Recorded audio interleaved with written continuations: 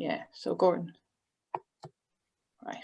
Okay, guys, so we're good to go? Yeah. Okay. Okay, good evening, everyone, and welcome to the first in the series, Women in Coaching, Women in Sports Coaching. Tonight, guys, we have the pleasure of Suzanne Maguire in conversation with Cliona Foley. Suzanne, international basketball player, international coach, and Cliona, renowned sports broadcaster and presenter. So this conversation will take place over the next 45 minutes or so, depending on questions. We will leave room for questions at the end. It is being recorded, so we hope you get a lot from it. It's the first in a series we are hoping to do over the next number of months, and basketball is the first sport up this evening because I suppose primarily I run the sports hub in Charlestown, Mulhuddard. My name is Gordon Ward, and the number one sport in Charlestown is basketball. So we decided to start with basketball tonight, and we're delighted to have Cliona and Suzanne here. So I'll hand you over to Cliona. Thanks so much, Gordon. First of all, I would say to you all, welcome. It's great to have people, and we know everybody's busy, so it's absolutely brilliant to get the kind of numbers we have, and also the breadth of people. So we have people tuned in, I believe, from Kilkenny, from Tourmakeedy and Mayo, from Donegal, and obviously as well, lots of people, I'm sure, from Dublin and from the Fingal region. One of the interesting things about the Fingal region, in fact, is the brilliant diversity that it brings to this country. Gordon was telling me that the local basketball club, the Dublin Sonics, in their area in Charlestown, they have children who are either born or have parents who are born from 29 different nationalities. So that is a fantastic reflection on the Ireland of 2020, if you like. A very different place, I would say, from when Suzanne Maguire got a scholarship to go and play basketball in Fordham University up in North New York, up at the top of the Bronx, I think. Suzanne, am I right? That's correct, yeah. And tell us briefly, I mean, what was the highlight of your playing career before we even get to your coaching career? Gosh, was playing for a while, so there's standouts. I mean, Fordham and the experience of going to America was fantastic, and I enjoy, I suppose, now watching players who do that from Ireland and kind of complete their 4 years there, because it's such a unique experience, especially if you love playing basketball. You get to play it every single day, and you get to play at a very high kind of competitive level. So, I mean, the opportunity to go to Fordham, the opportunity to play basketball in the States and have all that experience is certainly one of the, an early kind of highlight. Probably one of my later highlights was, I was 40 years of age when I captained the 3-on-3 basketball team that played in the first ever European Olympic Games in Baku. And that was a few years ago. So, from early days to, really towards the very end of it, like they're two kind of standout moments. And for people who don't know, 3x3 is a new form of basketball that is evolving also into an Olympic sport. So it gives us a great opportunity in Ireland as well to have potential to have teams qualify for the Olympics in it's literally 3 against 3, and it's a really exciting form of the game. One of the things we should stress before we start is that even though Suzanne was a stellar basketball player and is now deeply involved in coaching initiatives with Basketball Ireland, really trying to get to the heart of how do we make coaches, how do we create coaches, how do we encourage coaches, and of course in the context of this and 20x20, how do we get more women involved in coaching. Everything I think that she has experienced and talks about can apply to any sport. So, we know we have people from a broad range of sports here tonight.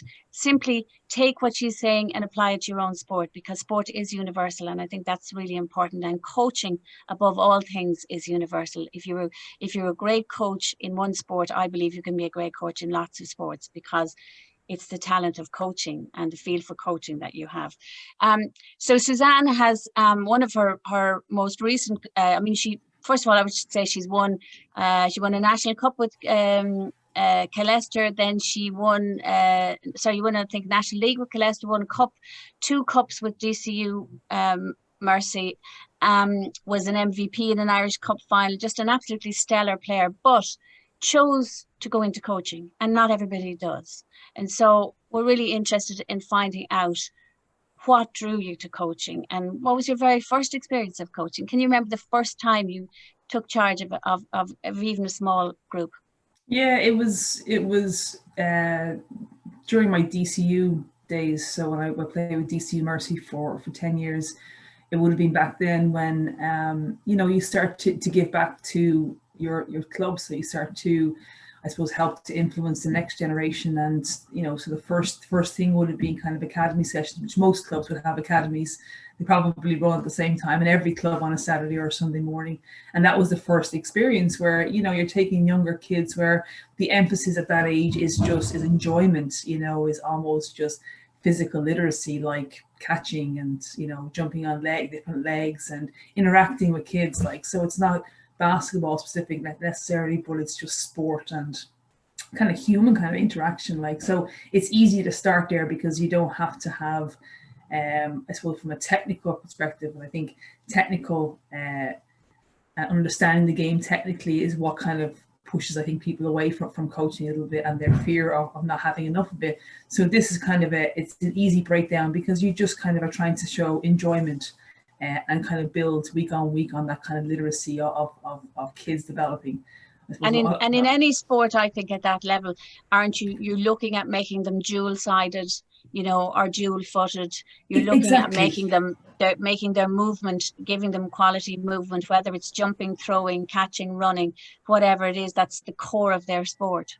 100%, you know, and I guess kids are growing up certainly not different than what I grew up, and I'm sure what a lot of you grew up like. I was hanging out trees and, you know, climbing trees and, you know, playing hopscotch and all of these sorts of things that, you know, we probably took for granted. But when you look now and you see this, just the change that's happened in how young kids are developing and growing up. So some of that stuff that, you know, you sometimes think, well, God, all kids should be able to do that. They should be, but they don't necessarily, you know, have, you know, are in that same rhythm of doing it. So you focus on that sort of stuff at an early age. And yeah, you put a ball into their hand and you can do kind of really fun stuff, but it's not competitive, and the technical part of it is not really evolving. It is involvement, participation, and fun. Absolutely. And yet you progressed from, you know, doing that, the juvenile coaching, the underage coaching in your club, up until the point where a couple of years ago you were part of the coaching team that had the first Irish girls under 18 team at a Division 1 European Championships. And correct, you were involved in that coaching team, weren't you? Yeah, absolutely. A huge honor. It was a great experience. And I suppose the progression up is, you know, you start at that level and you know, you build to the next level. You become an assistant coach with somebody else, or you have a mentor, or you watch. And I can't really overstate how important as a player watching other players was, but as coaching, watching other coaches is, and looking for styles and looking for how people interact and looking for what coaches are doing, and obviously talking and reaching out to them. So I mean, like with, you know, I know kind of you prefaced it there with talking about what happens in basketball happens in all sports. Like what happens in life happens in coaching and in basketball. Like I can't tell you that, you know, what I've done in basketball for my whole life has informed my life and really has informed my professional life. And you know, I don't go to an interview and don't never talk about basketball. It's almost fundamental to who I am. And that's an important thing to remember when you're coaching these kids and when kids are participating in sports. These are life lessons that you're giving them. These are life lessons. So you have to remember that if you're a person, if you're a parent, if you're a sister or a brother, or, you know, or anyone who's in that kind of, you know, position of interacting with other humans, you can apply that to sport and vice versa. You know? It's funny, like, to clarify for people, your full-time job is you're a service director with 3 Ireland. So coaching is on your voluntary side. You are representative, even though you're coached with the Irish under-18s at the top level. That was the first time we ever had an under-18 girls team at European Division 1 Championships. Suzanne is a volunteer like everybody else here tonight. And I think, you know, our appreciation for volunteers, but also appreciation of the professionalism of volunteers is really important. How much you want to self-improve and how you learn and where you can learn and what encourages you is really important. And we want to get that across as well. So she's just like the rest of us, except that she has done it at the top level and has had the drive and the passion, I suppose, to get to the top level and continues to do it. We'll talk about some of the initiatives she's been looking at in recent years. Just to give you some statistics, because again, we have a Women in Sport, you know, brief here, and we want to just point this out to you. At the last two Olympics, London and Rio, they believe that they've looked at them statistically and analysed, and they reckon that internationally, of all the teams, between 10 and 11% was coached by women. Everything else was male coached. And the reality is that if you look at statistics everywhere, you discover that 75% of particularly team sport is coached by men. And that includes men's and women's teams. And Liberty Insurance did a study on it a couple of years ago, and they found some really interesting things. But that was the one that jumped out at me. My sound is just...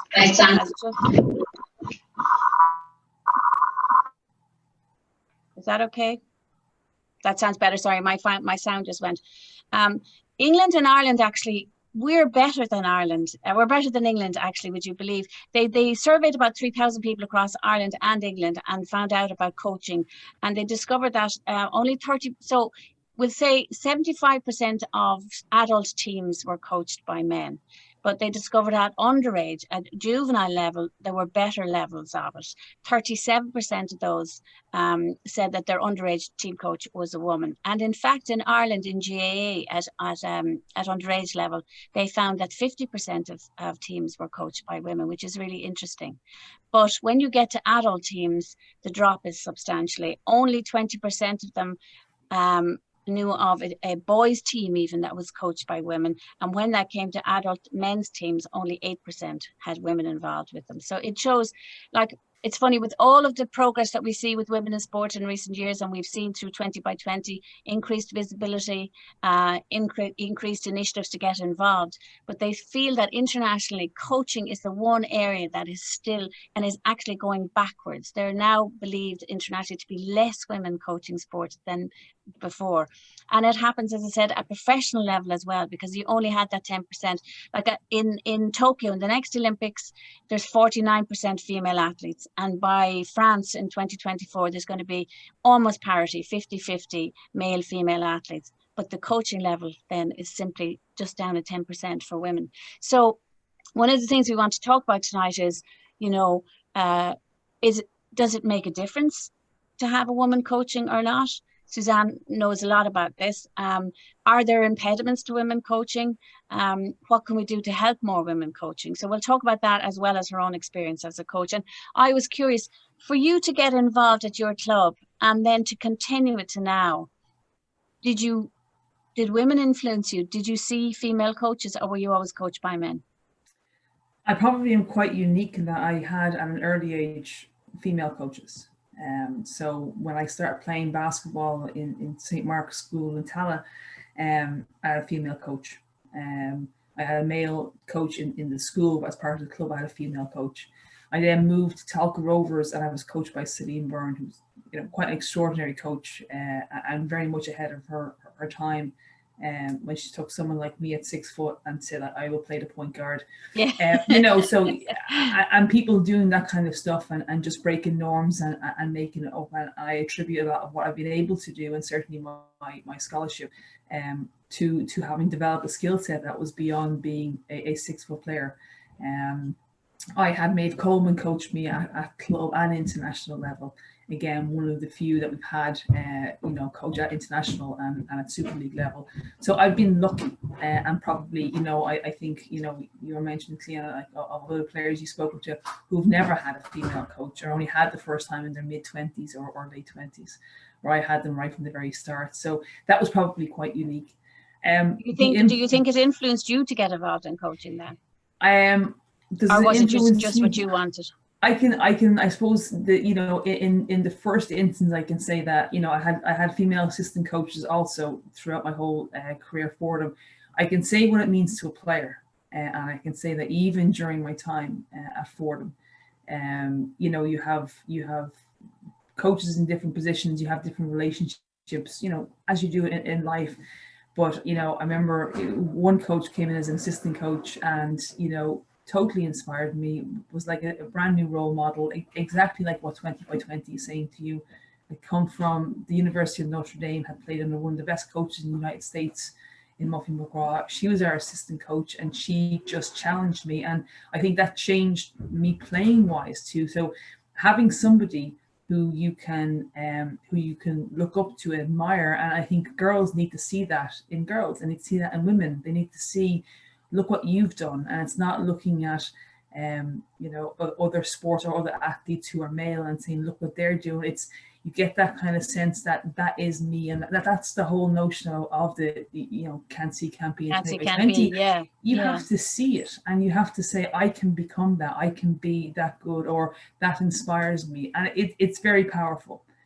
So does it matter? I think it matters hugely. I think variety matters. I think it's not about being coached only by women. It's not saying that one is better than the other. It's about having an array and understanding the impact that has on the athlete. And certainly at different ages, girls, I'm sure we will speak to, when girls kind of fall off and different interests, you just need to have different voices in their lives that kind of keep them involved and keep them motivated and keep inspiring them. So I think it is hugely important. There's no difference. There shouldn't be a difference. But there shouldn't be, no, and look at all of the people who have been coached by men, and 75% of coaches are men. It is a really interesting question, I think, is why should women be coaches? Why should it matter what gender they are? Like, a great coach to me is a great coach. It's like a great athlete is a great athlete.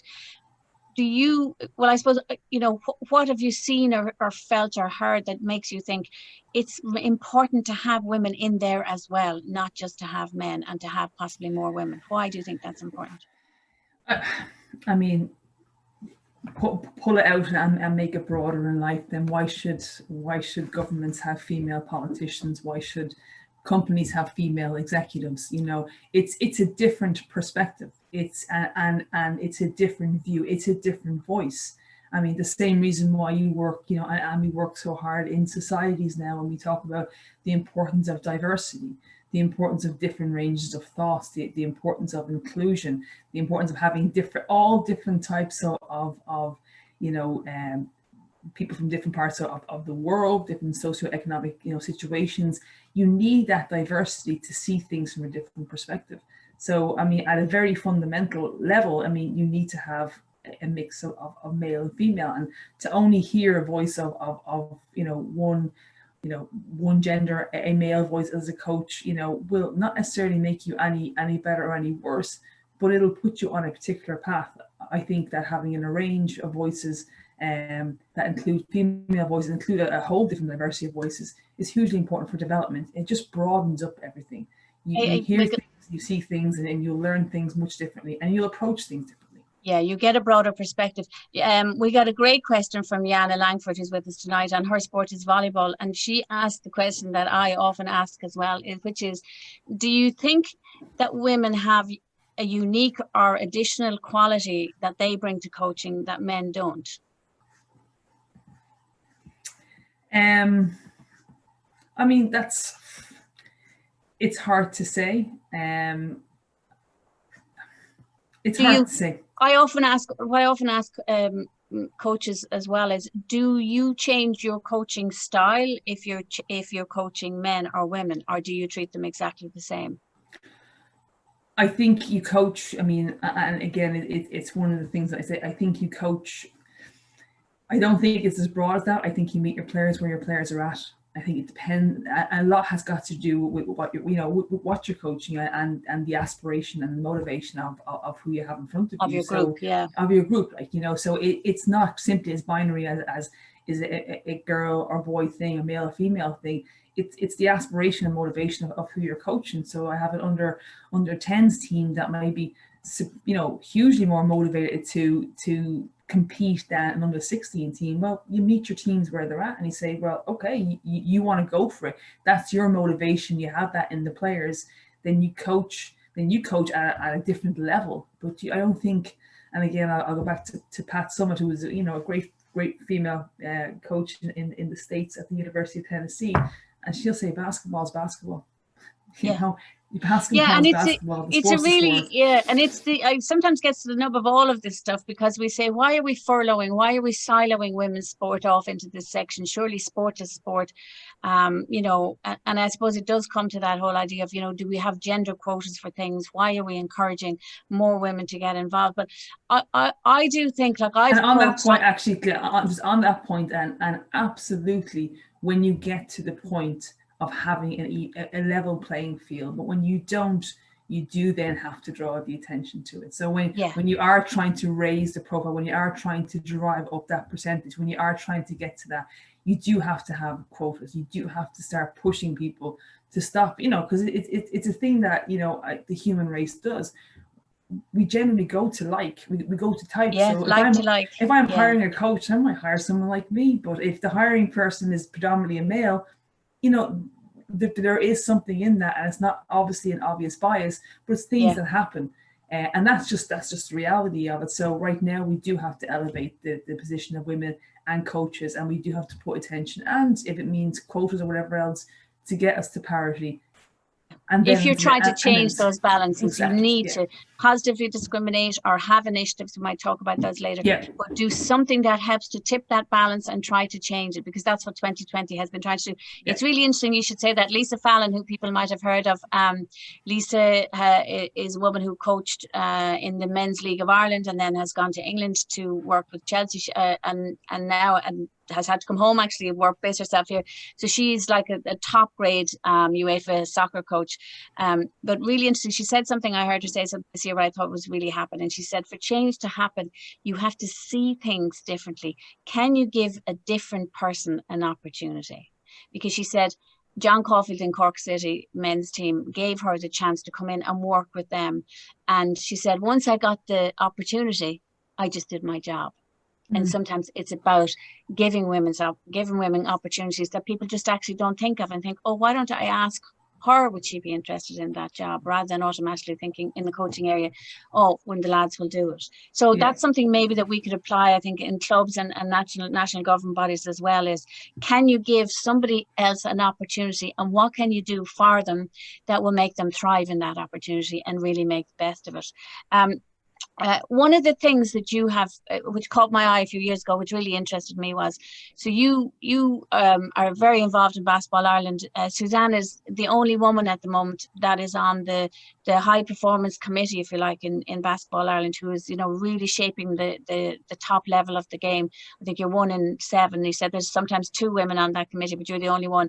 But you started to think about coaching and why there were so few women in coaching, because every year we'll see it, and we'll see it in school sport all the time, I think, where we see lots of women coaching in school sports, boys and girls teams, but then you don't see them at adult level, and certainly not, they don't come through at the elite level.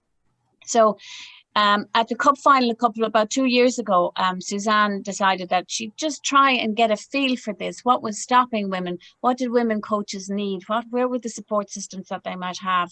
And so at the cup final, when everybody was coming up to watch the cup final anyway, it was a really clever initiative, and it's something I think that people might even take home with them and think about, how could we do that? If we're going to, when all of this COVID and all the social distancing, as we go back to normal, if we have an event, is this an event where we might actually do something and have an initiative to see, can we get either a coaching initiative here or a women in coaching initiative here? But we're going to have people there anyway. So she brought people up.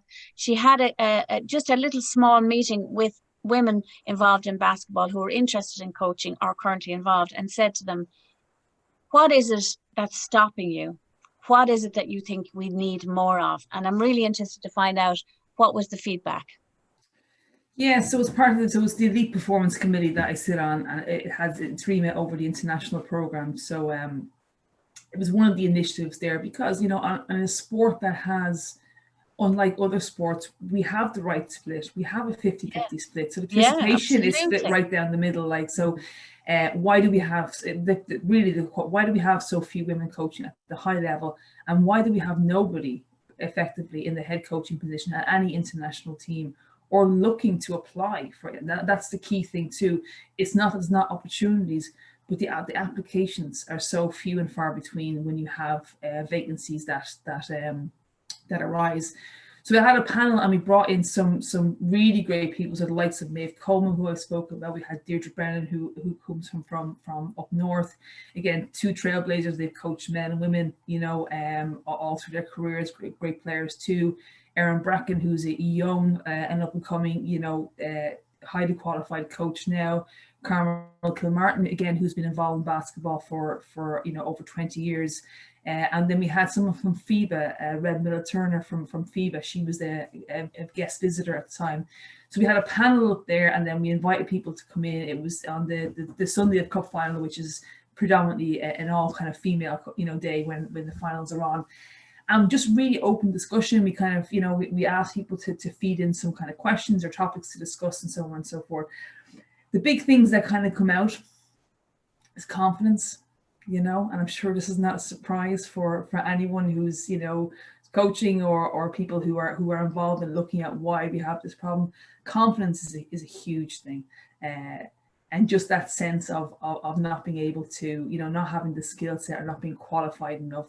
And this, again, you know, we talk about basketball, we talk about life, talk about professional careers that you have. This is something that you see across the board.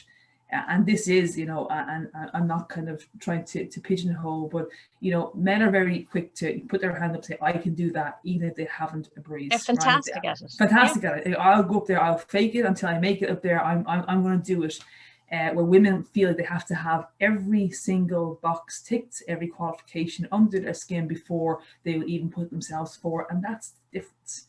And so confidence is a huge thing. And I think that is one of the main areas too that we've been looking at. And one of the main things that we took away from that was how to set up, you know, the need for kind of networking, the need for more coaching initiatives, certainly in Basketball Ireland. And it's widely acknowledged by the association that certainly in the last number of years, that's the one area, technical area, that's kind of hasn't had the same level of attention. I know a lot of focus is being put in there, and I think we've already started to see initiatives in that space with, you know, by the association. So we expect to see a lot more there, a lot more courses available, a lot more coaching events, seminars, webinars, all that kind of stuff. That was one, but across the board, you got that sense of confidence, and that's not, you know, that's at a fundamental, that's at a human level. Yeah, it is. No, it is. The technical part of it kind of, you know, kind of sits on, but we're in, you know, an age now where your access to content online is phenomenal. You know, so many videos, all these kind of mediums that are available where you can see things, people will break things down for you. It's almost like having your own personal coach to help develop you as a coach. So, I mean, there's lots of ways to gather material, and then, but the big thing then is you just have to go and do it. And can I interrupt you and say, like, you know, as we talk to people tonight, like even in social media, like I'm a journalist, we use Twitter a lot, but like there's so many coaching forums even now on Twitter in Ireland, and not just ones like not sports specific, but just like people who are interested in coaching underage, you know, or coaching girls or coaching people with disability. You're right. There's never been a better time in some ways for us to upskill ourselves as coaches. Yeah. We can get the knowledge now, but the psychology of women seems to be that, well, there's some really interesting things here. One, I think, is they do lack the confidence. I'll give you all a great example. Fiona McHale, a brilliant Gaelic footballer from Mayo. I mean, just a stellar player like Suzanne in her own game. A qualified PE teacher, you know, coaching women in her university. And then a couple of years, 2 years ago, she was approached by, I think it was Claire Morris men's team to come on board as a coach. First of all, she told me she was amazed, you know, she was amazed. And I thought, why would you be amazed? You know, you've played in multiple All-Ireland finals. You're a brilliant player, but also you're a PE teacher and a qualified coach. You know what you're doing. And she said, I'd never have applied for it. And she said, any coaching job I've ever got, I haven't applied. I've been asked. And that comes up time and time and time again when you look at research on women in coaching. You need to ask them because they don't necessarily have the confidence themselves. So that is a crucial thing. And that feeds back to what you're saying about confidence. I thought it was, you know, I found it mind-boggling in some ways, but I also thought it was really interesting. Liam Morgan, it's huge. And just to quick note, yeah, I was asked to do the under-18 coach. I didn't apply for it. There you go. You didn't apply, and you're giving out about people not applying, and you hadn't applied. 100%. So again, it's the same thing, and no one's immune from the psychology of, and certainly look at the Irish team, and having never coached an Irish team before or been involved in international program, I was like, what do you like? I don't have the qualification for this. I never once kind of backed myself to say, Yeah, you get in there and you'll learn, and you'll reach out and you'll ask people and all those things that are kind of saying. So I completely understand. I completely get it. So it's a confidence thing with women. It's a confidence thing, and yeah, 100%. Absolutely. And I'm Casey Stoney, who's a brilliant. She's the manager of the Man United women's team now. They didn't have one for years, but she's in there now, and she's a fantastic woman. She said something to me once, and she said, women aren't given a chance to fail as well. So if they are unusual in an area, and if they're the first ones or the second ones, or even still, but are unique in an area or cause a bit of a stir in an area and they go in, she said, if they struggle or fail, they don't get a second chance. Yeah. And she said, if you look at international football, men fail all the time as coaches and they get a new job. But she said, there is this thing that, women are very scrutinized, and that feeds as well back into the confidence thing as well, that if you have to be brilliant at everything, and you're afraid to fail because you feel, oh God, almost like you're representing all of women here. So Lisa Fallon also said to me a very interesting thing. She was saying John Caulfield allowed her to fail in that he kept her below the radar. So she was doing loads with the Cork City men's team. I mean, she started out doing analysing matches and analysing opponents, but actually then she started to coach, and she had her UEFA A badge. But he let her do loads of stuff under the radar to build up her confidence, so that if it went wrong, there wasn't going to a whole load of people saying, oh, your woman's a woman, she's useless. Yeah. And I think that is something that we can take even into our local club level. That thing of giving women a space to learn, to try things, but giving them a place where it doesn't matter that they fail, that it's not all about the success, but it's about them learning and becoming good coaches. And I suspect that you know what I mean by that, Suzanne. Listen, I mean, if it's one thing that I can say up front, you will. I suppose it depends on how you define, success and failure and whatnot. But you will feel like that at times. Of course you will.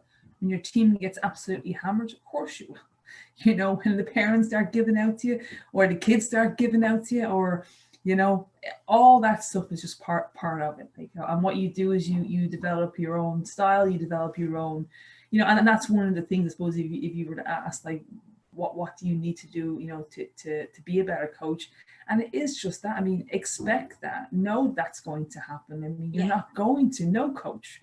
The best in the world have all had those dark, moments and periods of reflection and doubt and, all that kind of stuff, like you do in life. But you prepare for that one, you build a plan, and you move on from it. That's a great piece of advice. And you communicate through it, and that's the big thing, is the honesty and the communication. Because, again, for me, one of the big things around coaching is that it's not this sense of me telling you, what to do, and me being, which is trying to impart with the people who you are coaching, the kids or adults or whatnot, trying to teach them, you're trying to help them improve or develop whatever the skill set is, whatever their motivation is, whatever the reason why they're there in the first instance. You're just trying to give them that, be it the competitiveness or, developing as a player, they have aspirations to go somewhere further, or if they're there because they enjoy it and they, it's the social, the community. There's loads of reasons and loads of motivations why people are there. It's understanding those and then kind of meeting your players there. So, I mean, it's the honesty of that. There's no black magic behind it. It's as simple as that. I often think that there's lots of people can be good coaches, but great coaches are people who give their players the skills and the freedom to express themselves as best as they possibly can. And that's the nirvana. That's what you're looking to be, I think, as a coach. Not that you're telling people how to do, you're giving them the agency at every level, even if it is like the under 14s or whatever, up to senior level, but you're giving them the skills and the agency to actually play so naturally and so well as a team and so in sync that that they express themselves the best way we can. I mean, we've got some really good questions. Dave asked a question here about, what initiatives could we use at local club level to attract more women? And I think that feeds back to what we've just been saying, Dave, about ask women, do they want to coach, and create ways for them to start coaching. And even if that is, I think, it's interesting, the Irish Boxing, Amateur Boxing Association, even with their elite group at the moment, so they, the Kelly Harringtons of the world, they're top elite boxers. They have also looked at their sport and said, we don't have enough women in coaching. And so even while they are pursuing Olympic medals, they're also giving them a grounding in coaching. It's like soccer players in England going and doing their badges. So they have deliberately taken a think and said, if we can't feed in some way down to local club level and encourage more women to coach, we need to have an initiative here that brings them through. And so that's what they're even starting with their elite team and saying, we're going to give you some skills. And then even when you go out to clubs, even for representative stuff, there is something that you might be able to pass on to women. So we need initiatives. I think time is an issue and could possibly be an issue for women, because everything we see statistically tells us that, for all of our equality in lives, if you're a parent and if you have children, the woman tends to do more of the work in the home. Whether both parents are working outside the home, majority of it still falls that way. So if time is an issue, is there, do you look at your club, Suzanne, and say, can we change the time we train at? What kind of initiative could we use in here that makes it easier for two women in our club to start working with a team? Yeah, I mean, and that was one of the other big points that we touched on 2 years ago, was the confidence and the ability was one, but time. And exactly to that point, mothers, like I said, generally have bear a bit more of the brunt, like of raising kids and caring for kids. Like speaking to somebody like the likes of Maeve, like speaking to her when she had kids and growing up, was is the ability to to bring the kids with you if they have to come in the car, and to be there, to provide support if there are kids who are need to run around, obviously in a pre-COVID and hopefully a post-COVID world where we all go back into the gym, and to provide some support where they can bring their kids, have them interact with other kids if they're not in the age group, and let the parent actually coach. But yeah, I mean, time, obviously that is a huge consideration, and most of the parents that that I know, and certainly the female coaches who I know, have literally just put the kids under their arms and brought them with them. And the clubs need to I suppose recognize that, and I think we can find a way to help them. We can definitely find a way to help, and I think it is an issue, and I think it's an issue we should face up to and say, look, maybe a lot of women are more time short, and what can we do to help them? Pamela Greville, a great camogie player with Westmeath, was brilliant on this. She was telling me that her daughter, she said, she was raised on the sideline, because she said, I had her, I was still playing for the county, I just brought her with me, and my teammates minded her. And I've seen that with lots of teams, but also, is there an initiative in the club? Can the club do something, to help you take care of your children? Or maybe, but one of the things Pamela said, which I thought was really interesting, she said, we used to always train on a Sunday morning. And she said, Sunday was the only day in the week that I got to see my husband, and I had a child. And she said, I got them to change and say, look, could we train really early on a Sunday morning, just so as I get back and have a little bit of family time or whatever it is. So there are initiatives that we can do, I think, that we just need to think, as the old cliche, outside the box sometimes. But that's the answer to that question, Dave, I think, is two things. One, are they time struggling? Can we do something to help them with time? Two, can we help them come in at a lower level to build their confidence so that they will come through? And I think also that we have to, again, give them opportunities to fail. And that's a really big thing. And we know that's, that is the big issue. That Suzanne's brilliant. That's a brilliant piece of advice. Be prepared to know you're not always going to win, but that that you're learning all the time, and if you're learning, your club is learning. Yeah. Somebody asked, I think, sorry, just on that one, Cliona, to cut across you, but I think it's important, again, from a club perspective, because you will see, and this goes back to one of your points, where we live in this kind of inverted funnel where you see loads of women, at coaching at certain levels at the grassroots, but, obviously up the funnel you go, and the more senior or perceived serious the leagues are, we see them falling off. I suppose from a club point of view, you base a lot on your volunteers. Maybe you don't resign women to the managers' jobs. Maybe you do have an initiative where you try to promote or incentivize women to jump into an assistant coaching position, and have something at club level where you almost mandate this, and it could be incentivize the parents to get involved.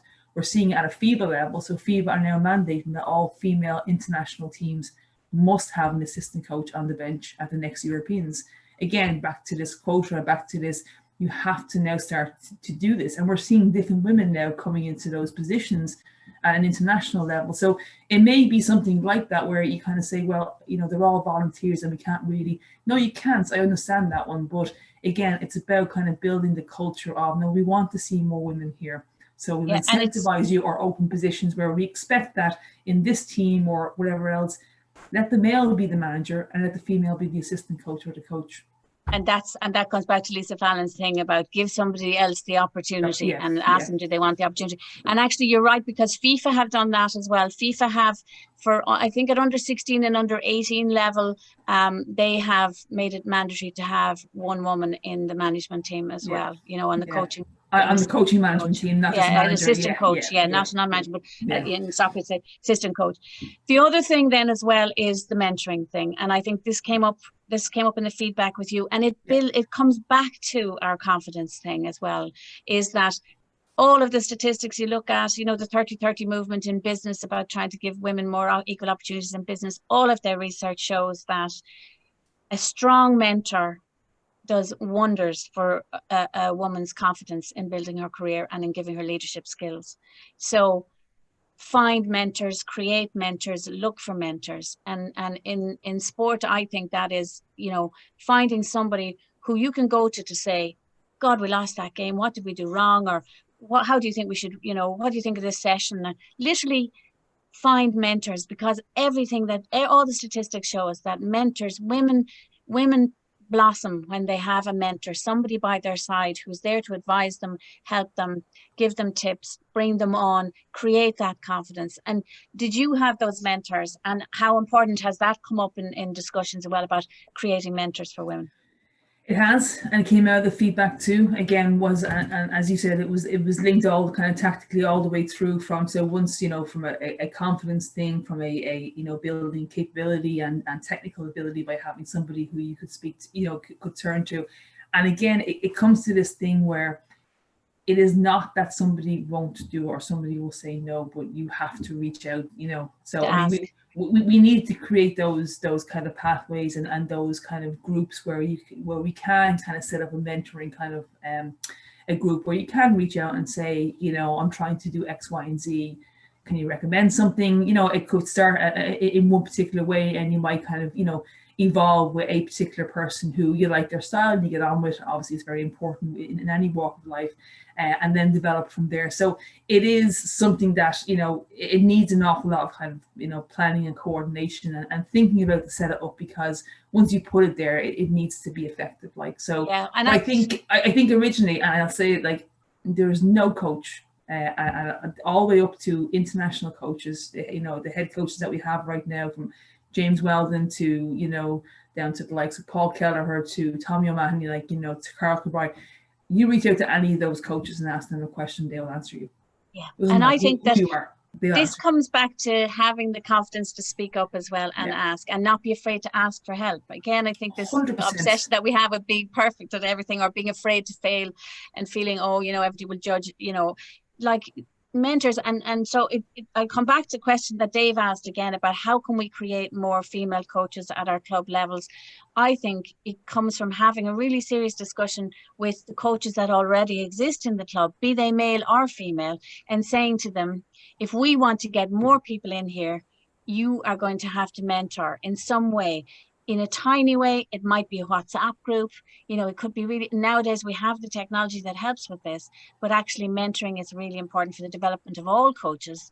And so if you can get people who are already there, or even maybe somebody who's a retired coach, or somebody who's, you know, who doesn't coach anymore, but was brilliant in the club and is still very involved, maybe they may be the mentor. You know, and gender, I think, again, is irrespective in this. But we know that women need mentoring. They really value it even more than men because there's confidence problems. So we hope that helps and is some suggestion there. And we have a question from Catherine, whose sport is tennis, and she said, and we're talking about specifics now, but as we have you, Suzanne, we'll ask you. She says, how do you spot potential in very young kids, and what would you do to harness it? It's funny that I was listening to Basketball Ireland have been doing over the last number of weeks these webinars or seminars kind of on a Wednesday night, and the one last week was with this guy Ronan O'Leary, and he's from up north, but he's been out in, I think it's out in Connecticut for the last 20 years, and he coached at a high school out there. And I think someone asked the same thing, like, how do you spot like talent and it's funny, the things that as a coach, and I completely would agree, you'll look at attitude, you know, you'll look at how the kid is behaving. You'll look at kind of, can you determine a work ethic? You know, do they seem to be receptive to coaching? Like, these are the things. There's an obvious kind of sense of, you know, are they athletic? Like, so in basketball, you know, which is potentially different than what you'd be looking for in tennis. But, you know, you may look for that kind of athleticism. You may look for, you know, height's not a necessity, but it certainly is an advantage, I think, for the sport. You would look for those kind of things, but then you look at just all these traits that you can read off a kid. You know, do they have a good disposition, and do they react, you know, badly to situations? Because that's quite difficult to undo. It's not a deal breaker for sure, but I mean, the things that you want to get, you know, if you're looking for, you know, you were selecting, you know, 10 and you had 50 to choose from, you know, athleticism may be one thing, but then you're looking at reaction, you're looking at, you know, coachability, you're looking at work ethic. And I was listening going, this is exactly it. Like, you know, the technical parts of it, you can build them the same way as same way as a coach. You can build them, but you start off with, do you love the game? Do you want to be there? You know, does it give you something? Because if you're happy and you're committed, you know, then the kids will feed off that, or whoever you're coaching will feed off that. So it's the same kind of thing. So, you know, you need to ground yourself in a you know, a certain level of ability to be able to teach, you know, basic things. But again, lots of stuff there. The same way as in a player, you want a standard level of athleticism about them. But the traits then afterwards are all these life kind of personality traits, you know. And we know, you know, it's funny. I mean, even with the sad death of Maradona in the last few days, you know, he was a genius with the football. But when you look and study and see his history and how he never was without a football at his foot, and he adored a football. He was in love with the ball, which is an extraordinary thing. Yeah. So you don't get skill acquisition unless you practice. And for children then to get that good with their skills, they have to want to practice and they have to love the sport. And the people coaching them have to keep them in love with the sport. Yeah. I mean, I think that's really important, isn't it? That particularly at underage, you continue to make it fun for them all the time, because it'll be competitive, hugely competitive at the top level. But if the love of it isn't deep in them, because it's so much fun and so much social, you know, activity and all that goes with it. And they do say that girls are less competitive than boys across the board and love the social side more. But there are tons and tons and tons of exceptions to that, including me. I would just wanted to win, and you're the same. You know. But I suppose, and that's the thing that you're cultivating when obviously when you get good and your competitive level increases. And I was only just talking to an ex-teammate, speaking about, you know, being at some of our during my DCU days of playing, like, we were ferocious with each other. I mean, we were we had to have a referee brought in. There was, like, you know, had to be pulled apart. Bust-ups. but that was the love of the game. Like, there was so much love to do that, and that competitiveness, and that people who play at a certain level would know that. You get addictive almost to that, to being so competitive. but in that safe environment, in that place where, and that's the great thing about teammates, that you got into the dressing room and it was done, it was fine, it was great. But having that, but that's fun. And it comes back to where your players are at and what constitutes fun for them. And we always think fun means having a laugh and whatever else. Not necessarily. It doesn't necessarily mean that everything has to be very blasé and laxal and no rules. No, there has to be rules and guidelines and agreements. But fun can be competition. Fun can be absolutely competition. Fun can be being the best that you can possibly be. Fun can be nailing that shot or nailing that serve. Like that's what brings us back to sport, is that feeling of just being so powerful and so strong and so right in what you do in sport. And I think great coaches encourage us to do that. And you, as you say, you can have the bust ups because you're just not getting that absolutely right. We have a question there saying it's very hard for smaller clubs that don't have the funding for women in sport programs. Absolutely. I mean, this is why I think 2020 was set up, to support and to try and help people. But the bottom line, I think, with a lot of sport is that virtually all sports coaching is voluntary, particularly in this country. Even like Derval O'Rourke, won world title, European medals all over the place. Both of her coaches, one of her coach were a husband and wife team from Meath, and they ran a plumbing business that they nearly ran into the ground because they were so busy coaching her. I think that ultimately, Suzanne, would you agree, you have to have a passion for coaching? And if we're looking for people to come into coaching, one way to have a look around and see can we find them is who are the people with the passion, because that's all that's going to sustain you. The love of teaching, the love of coaching, the love of seeing people achieve things, and the love of the sport, because it doesn't pay. And in Ireland particularly, we have a culture totally of non-paying coaches. Yeah, unfortunately so, and completely understand that, that point, that it is very difficult, and people who give their time, and I've seen, the amount of time and effort that, people who are, committee members or senior members in clubs give to the running of the club, no matter how big or how small, is phenomenal, absolutely phenomenal. It does start with that. You have to love the game. I think even there, you love that one. For me, I suppose what coaching started to do for me, because I was doing both together, was it started to help me be a better player almost too. Because as a player, you're always looking for things to, you never stand still looking for things to improve you. So that helped me kind of develop my recognition of how important, the females, especially the female coaches, the coaches in general. I've had some amazing male coaches too who taught me great things. But I especially have an affinity, and maybe it comes back to an earlier question, to the female coaches who I've had, because, I had an aspiration to be like them, to be someone who influenced like them. So, is there a difference? There shouldn't be a difference, but there's just a different connection I think you can have as a female athlete, potentially with a female coach. When I saw that importance or that impact on me, to think that I could do the same. When you're playing Super League, you've all the kids come in, and how people look at you. And certainly if you're a successful team or a successful player, how kids looked at you is how you looked at other players when you were growing up. And I'm very much reminiscent of that, of the players I looked at, and the likes of Gillian Hayes too, who obviously I became very good friends with, but phenomenal. It's amazing how people inspire you, and to know you could be doing that for a generation in a sport that has taught me so much, has given me so much opportunity, has developed me as a person, brought me all over the world, etc., etc. To think that you can, inspire the next, another person, let alone other people, to achieve that, continues to be the motivation. That's the thing. And I think that is. I think coaches want to make other people happy. That's actually what's in their nature.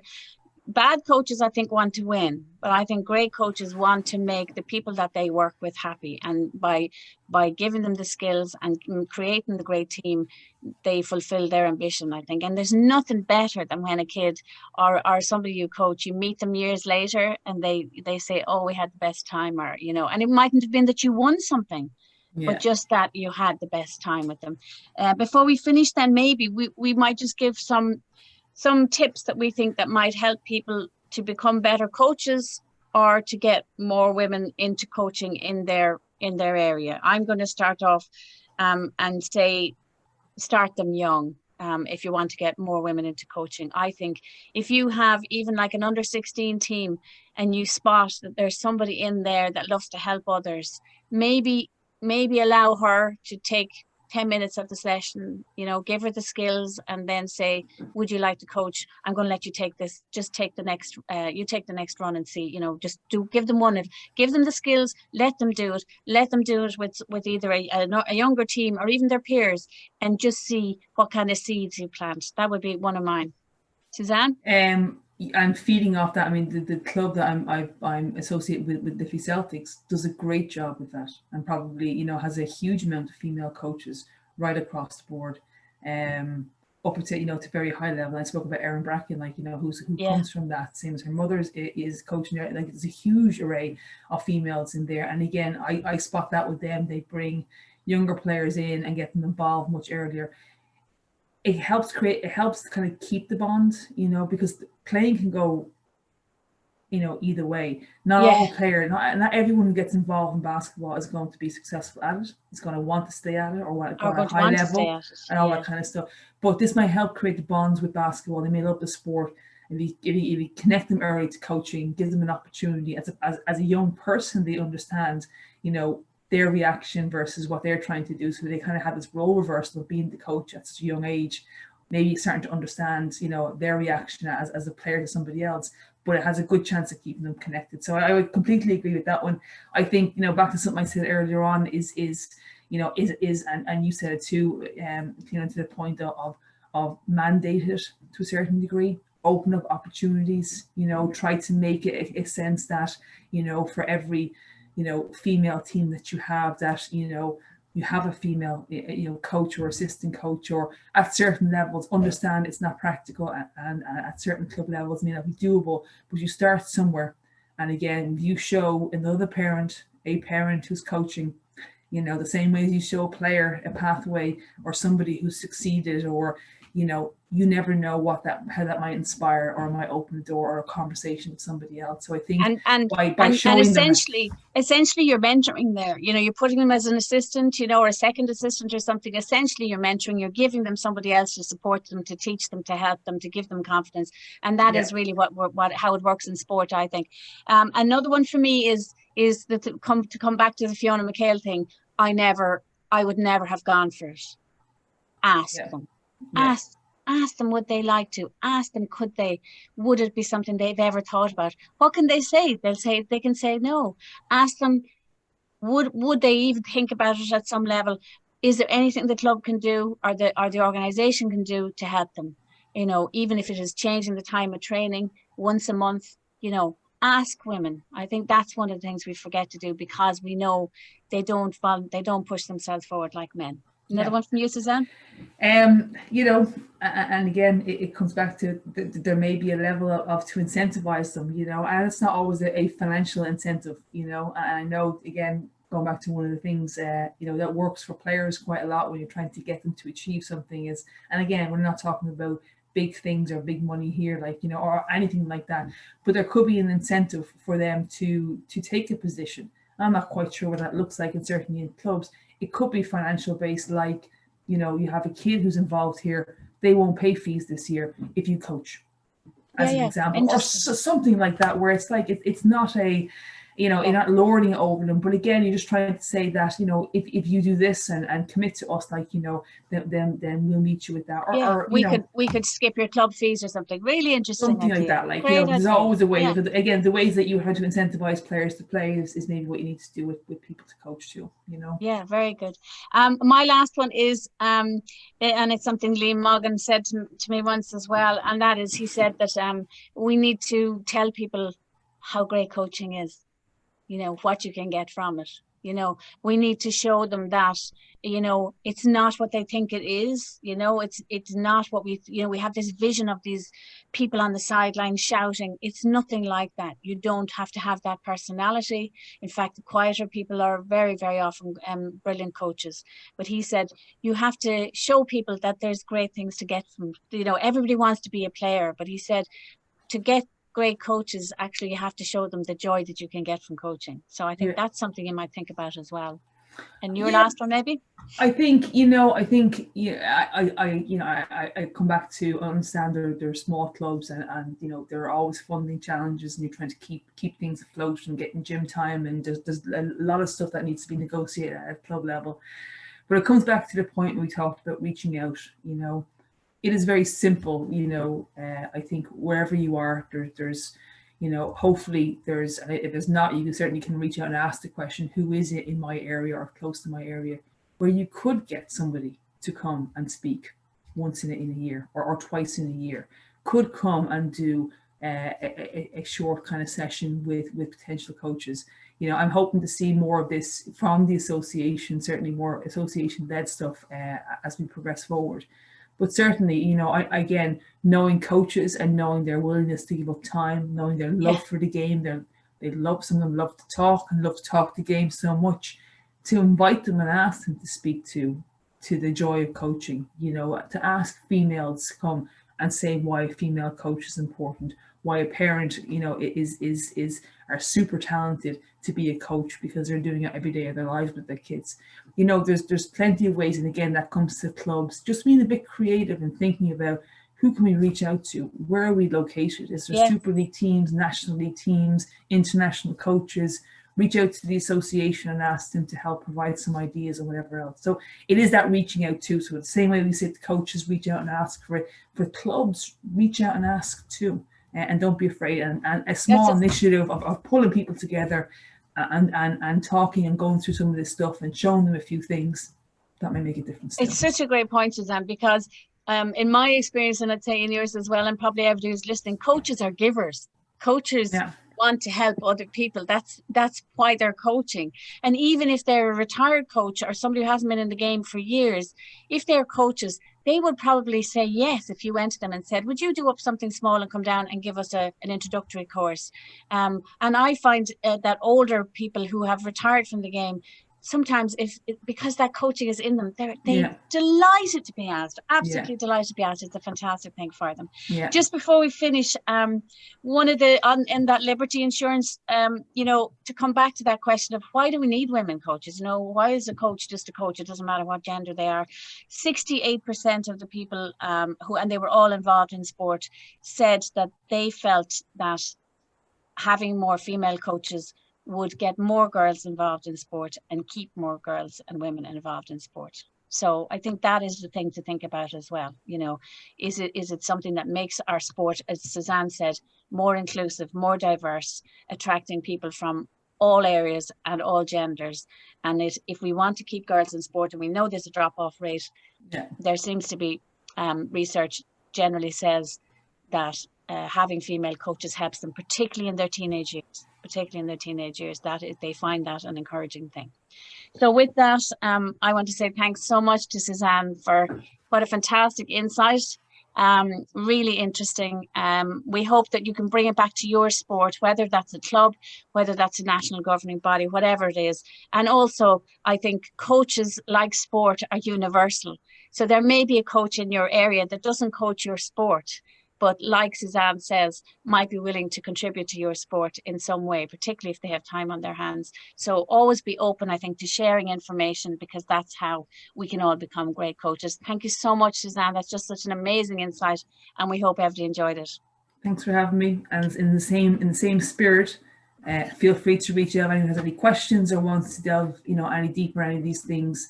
As we've talked about, I love to talk about basketball. It's been my life, so it'll always be my life, I think. Gordon, I'll leave it back to you. Okay, thanks, Cliona. Thanks, Suzanne. It was inspirational, insightful, and I hope people got a lot from it. There was a lot there, and I hope people got a lot from it. And we look forward to the next in the series. Thanks so much, guys. Great. Thanks guys. everyone. Have a good evening. Have a good night. Bye. Take care. Bye-bye. Thank you.